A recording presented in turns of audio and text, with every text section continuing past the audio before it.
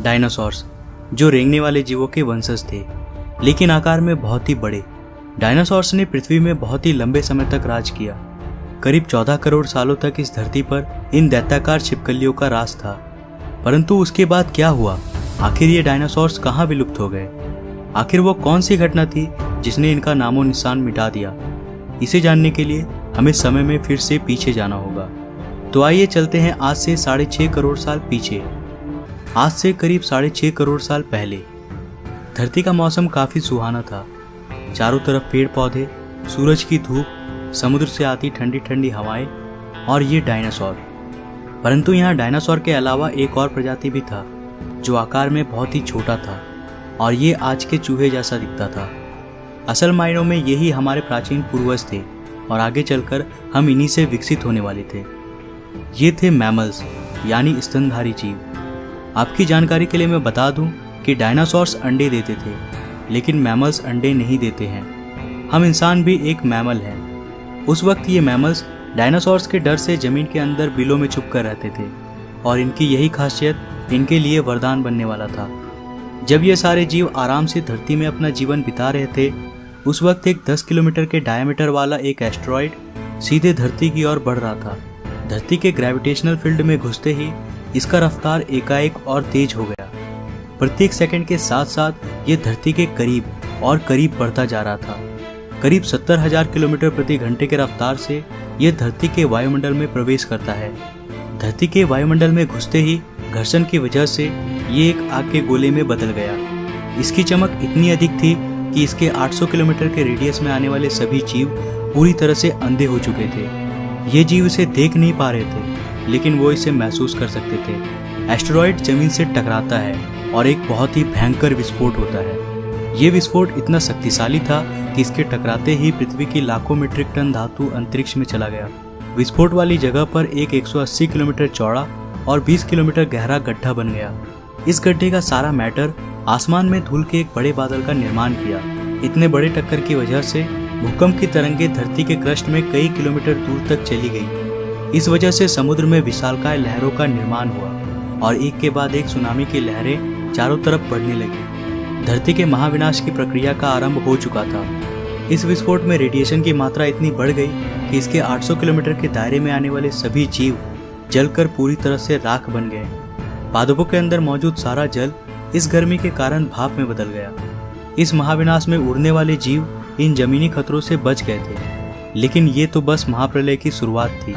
विस्फोट की वजह से जो लाखों मीट्रिक टन धूल और पत्थर अंतरिक्ष में गया था, ठीक 40 मिनट बाद वो आग के गोले के रूप में धरती पर बरसने लगे। साथ ही धूल का एक बहुत बड़ा तूफान 20,000 किलोमीटर प्रति घंटे की रफ्तार से मौत लेकर आ रहा था। ये धूल के बादल कई किलोमीटर मोटे थे, जिसकी वजह से धरती पर सूरज की रोशनी का पहुंच पाना असंभव हो गया था।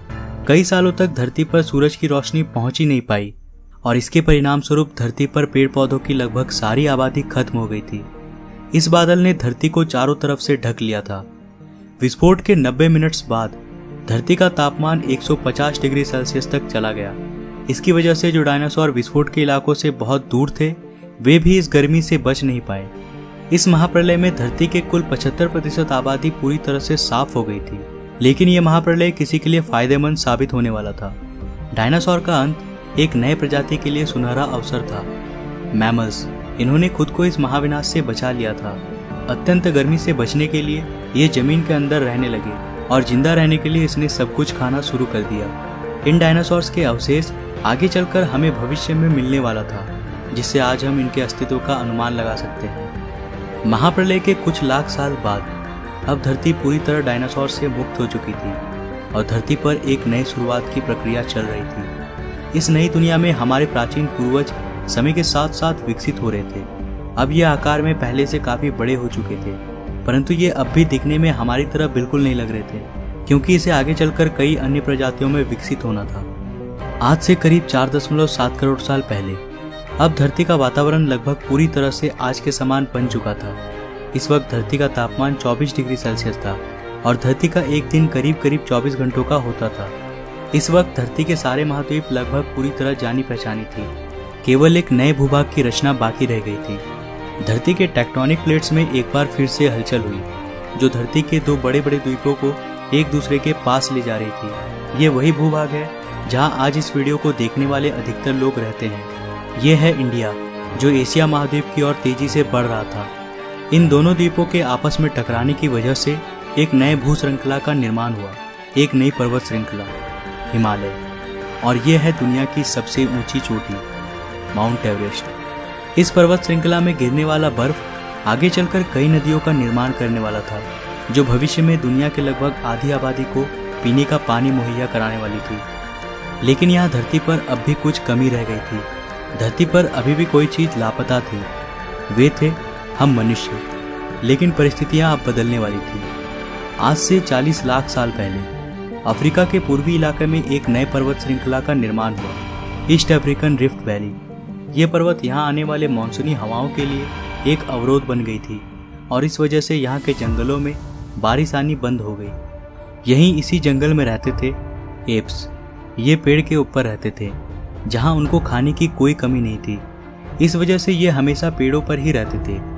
लेकिन अब यहाँ समय के साथ साथ सूखा पड़ने लगा। बिना बारिश के जंगल पूरी तरह साफ हो गई और इन एप्स के लिए खाने की समस्या उत्पन्न हो गई। खाने की तलाश में इन्होंने पेड़ों से उतरने का निर्णय लिया। यह है एडिपिथेकस रेमिडस। ये हमारे पूर्वज थे जिन्होंने एक बहुत बड़ा निर्णय लिया था। इनका दिमाग एक संतरे जितना बड़ा था और आकार में ये महज 4 फीट लंबे होते थे। कई हजार सालों के विकास क्रम के बाद हमारे पूर्वज अब 2 पैरों पर चलने लगे। इससे ऊर्जा कम खर्च होती थी और ये चलते हुए भी खा सकते थे। अब इनका दिमाग भी तेजी से बढ़ रहा था। ये धीरे धीरे होशियार बन रहे थे। समय के साथ साथ विकास की प्रक्रिया चलती रही। हमारे पूर्वज धीरे धीरे विकसित होने लगे और इनका दिमाग भी धीरे धीरे बड़ा होने लगा। समय के साथ साथ इन्होंने पत्थरों से हथियार बनाना सीख लिया। अब शिकार करना काफी आसान हो गया था। समय के बीतने के साथ साथ हमारे पूर्वजों ने आग को काबू करना सीख लिया। आग की खोज हमारे पूर्वजों के लिए सबसे बड़ी खोज थी। ये उन्हें गर्मी, रोशनी और अंधेरों में सुरक्षा देती थी और इसी वजह से अब परिवार भी बनने लगे। हमारे पूर्वज अब साथ साथ रहने लगे। इससे वे सुरक्षित रहते थे।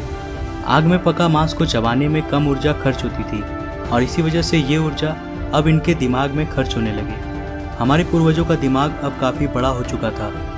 ये थे होमो इरेक्टस, हमारे पूर्वज जो अन्य जानवरों से ज्यादा होशियार थे और मिलजुल कर रहने वाले पहले जीव थे। इन्होंने अपने संदेश को दूसरों तक पहुंचाने के लिए अलग अलग आवाजें निकालनी शुरू की। इससे हमारे पूर्वजों ने भाषा का निर्माण किया, जिसके जरिए हम बातचीत कर सकते थे और ये हमारी सबसे बड़ी उपलब्धि थी। यही वो आखिरी विकास क्रम था जिसके बाद विकसित होकर हम बने। आज से करीब 2 लाख साल पहले कई सालों के विकास क्रम के बाद हमारा अस्तित्व शुरू हुआ। हम होमो सेपियंस यानी बुद्धिमान जीव। हमारे पास धरती के सारे जानवरों की तुलना में सबसे बड़ा दिमाग था। हमारे पास औजार थे, भाषा थी और सबसे बड़ी चीज हमारे पास दिमाग था। आज से करीब कुछ सेकंड पहले हमने और आपने साथ में मिलकर 4.5 अरब साल के सफर को तय किया। अब हम वापस घर आ चुके हैं। यह है हमारी दुनिया, हमारा समय। आज हम काफी विकसित और आधुनिक बन चुके हैं। आज हम अपने आसपास घटने वाली घटनाओं को पूरी तरह समझ सकते हैं। हम जानते हैं कि ये समुद्र कहाँ से आए।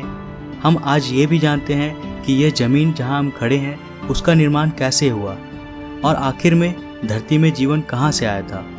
लेकिन हमारा सफ़र अभी भी खत्म नहीं हुआ है। हमें अभी और भी आगे जाना है।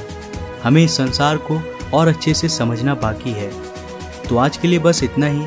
अगर आपको यह वीडियो पसंद आया तो इसे लाइक ज़रूर करें और नीचे कमेंट में बताएं कि आपको ये सफ़र कैसा लगा।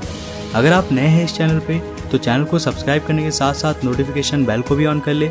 मैं मिलता हूँ फिर से एक नया इंटरेस्टिंग वीडियो के साथ। तब तक के लिए बाय।